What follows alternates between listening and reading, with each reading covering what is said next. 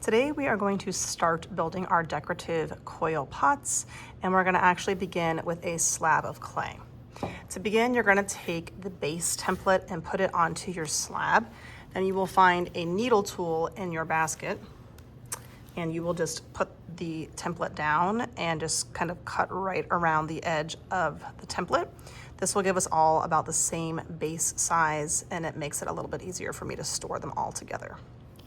Once you have cut out your base, you can peel away the slab, and then this will be kind of what we are building everything onto. I wouldn't worry too much about smoothing the edges just yet because you're gonna do that kind of towards the end.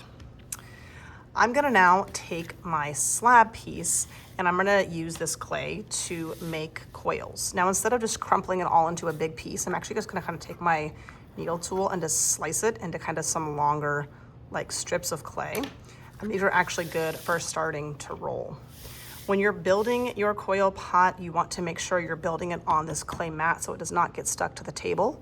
But when you are rolling your coils, that you want to do on the table so you have lots of space. If you're starting with a flat piece, I kind of pinch it a little bit just to get it a little bit more round before I start to roll. Remember that when you're rolling coils, some kids just roll like this back and forth. You want to use the length of your entire hand, and you should be giving it a little bit of pressure. That way it's helping it to kind of roll down into that smooth coil. Remember, we also want to keep our coils about the size of our pinky. If it's really, really thick, it's hard to kind of bend and manipulate. If it's really thin, it just tends to break. Your coils are not gonna be perfect. You just do the best that you can.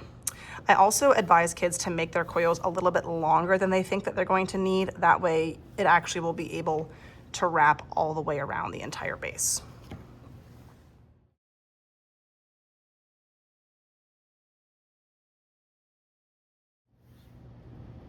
We are making decorative coil pots, but don't forget there's nothing wrong with just a plain coil to start your pot or to kind of throw in between more decorative elements.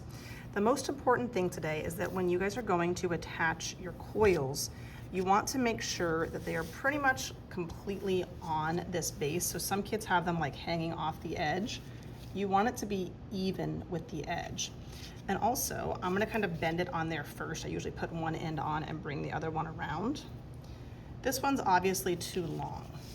So if you have a piece that's too long, you can take your needle tool and you can kind of just slice straight down. And then it basically gives you a nice kind of joining part for those two pieces. Remember that if I am attaching something, I want to make sure that I'm scoring and adding slip. So I'm gonna use our little like toothbrushes. I know they're kind of dirty. And I don't need to go crazy with the slip. I don't want it to be soaking wet, but I'm just gonna kind of roughen up the surface. So a couple little scratches, kind of where that coil is going. And then I also usually scratch like the base of my coil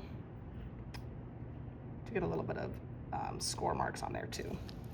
And then when I attach these, you should actually be able to see scratches, and I want the scratches to touch the scratches on the base. So I line it up. Again, I don't want a crazy amount of slip that makes things really slippery. And then once I kind of get my pieces back together and they are attached, I can actually take my finger, and if I don't want to see that seam, I can blend together kind of the two ends of the coils to make it look like it's just one solid ring. If you were ever gonna do a detail like a twist or a braid, you can make these coils maybe a little bit thinner than your pinky because you're gonna actually be combining multiple coils into that detail. So if you're doing a twist or a braid, you might want to roll those coils just a little bit thinner than your pinky so it's not quite so thick and chunky. If I'm doing a twist or a braid, I always kind of join one end together and then just kind of start to twist it together. And you can see how it's kind of becoming a bit of a thicker coil. Again, I like to make my pieces way longer than I need to. Some kids make twists or braids and it takes them quite a while, and then once they get it done, it's just too short to wrap around. So work pretty long. Again, before I attach, I'm just gonna kind of measure. So I'm gonna set it right on top of my coil from last time. It's definitely way too long. I'm gonna kind of slightly just overlap them, maybe give a little more twist to this guy. And then if I just take my needle tool, I can kind of just slice down between the two to separate them and to also give me a little bit more of like a straight kind of flat edge to join my two pieces together.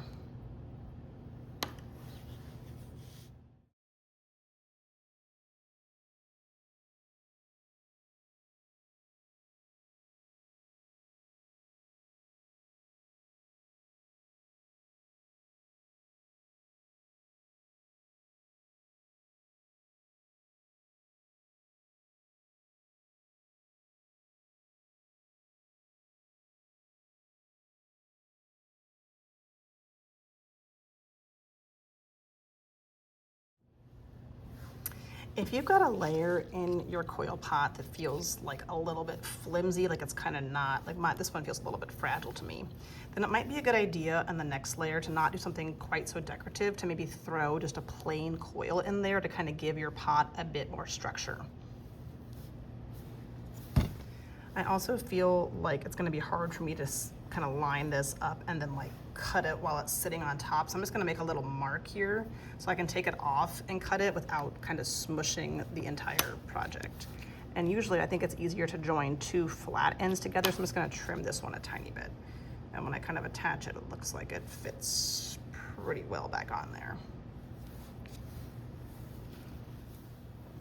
I'm also gonna be a little bit intentional about where I put this seam, where the two ends meet. I probably don't wanna do it over an open space because it might be kind of hard to smooth together. So I'm gonna intentionally put it in kind of a more sturdy place so that I can attach the ends together a little bit easier when it's resting on top of a more solid coil.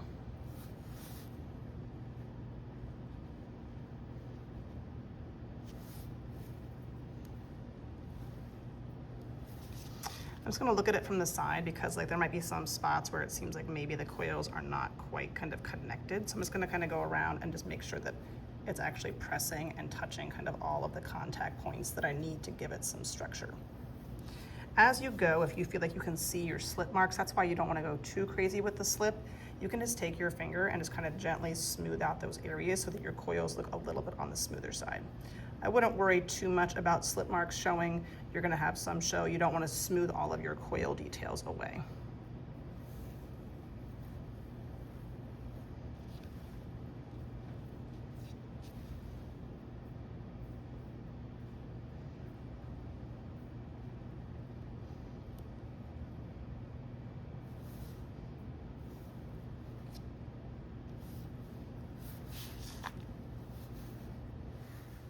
Whenever the timer beeps and our time is up for our first day, you will just stop kind of wherever you have added that last coil.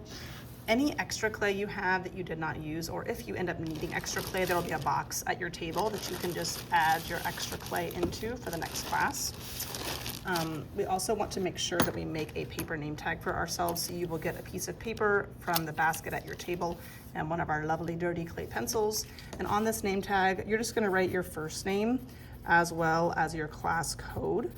And then you will take your coil pot over to kind of the turn-in trays, and you will just set your name tag. If your coil pot is pretty shallow, you can put it in. If it's really deep, don't put it in.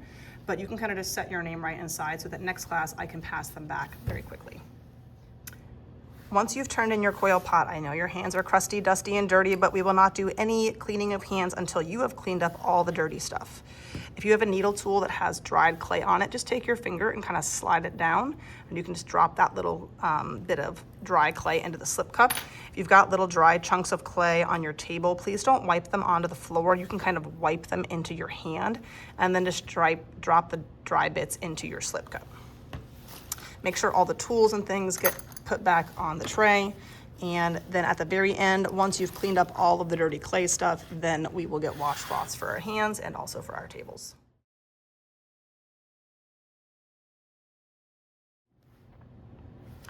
Today is our second day and our final day of being able to add coils to our coil vessels.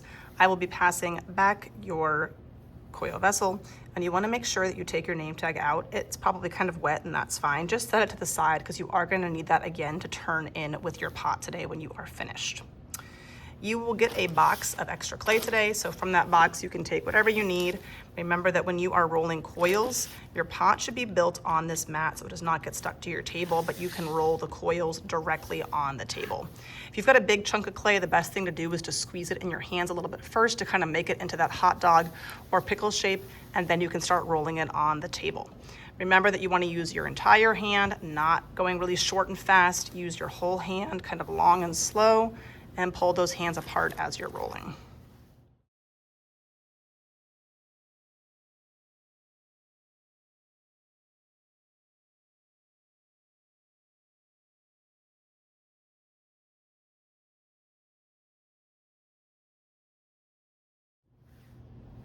Whenever you feel like you are done, sometimes what kids do is they take their finger and they just dip one finger into the slip cup.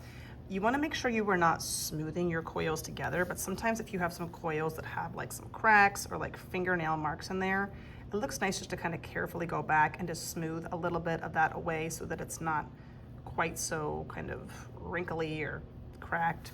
But again, you don't want to overdo it. Some kids do this and they just end up smoothing all the coils together, and then you kind of lose that effect of the decorative coils. Something else you want to think about is the top coil of your vessel. A lot of kids end with something kind of like a braid or sometimes like a twist. If the top of yours seems very like uneven and bumpy, sometimes ending with just a nice smooth coil on top makes it feel a little bit more complete and polished.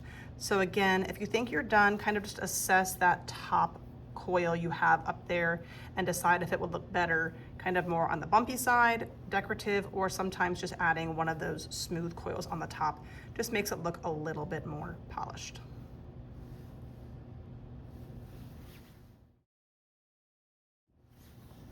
Today, whenever you are finished, again, if you want to go back and just kind of add a little bit of slip into some of those parts that maybe look a little bit wrinkled or cracked, that would be a good finishing touch. If you are finished, you will gather up any extra clay and put that back into your box. Make sure you clean up your space and put away all of your tools. And remember that to turn in your pot today, if it's really deep, don't put it way down in there. It's hard for me to get them out. You can take them to the tray and actually just set your name tag on the tray and take your coil vessel and just set it right on top of your name tag. And then your job is to go back and clean up your seat.